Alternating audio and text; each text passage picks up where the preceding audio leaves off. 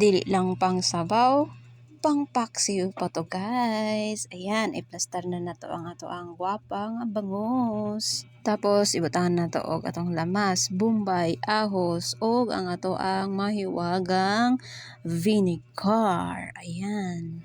Lami siya pag Ajinomoto ang atong ibutang. Tapos asin. Siyempre, magpabango o magpasarap ang ato ang edible. Tapos, imikos-mikos na to, guys. Isaksak na to, guys, ang atong mahiwagang all-in-one na rice cooker. Ayan. Kumulo-kulo na siya, guys. Ayan o, ayan. O, diba? Sarap kaayo. Amoy pa lang, mura kag nasa heaven. Ayan. Ang sarap nito guys. Taste like heaven. Way pagduha-duha. Ako ana siyang gitanggalan og tiyan. Ayan. Lami kayo siya guys. Ayan.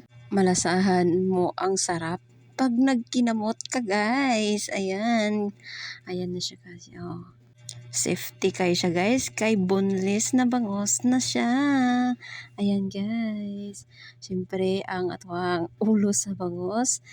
Lami kaayo. Kita niyo ang mata niya. Ayan. Yum, yum, yum.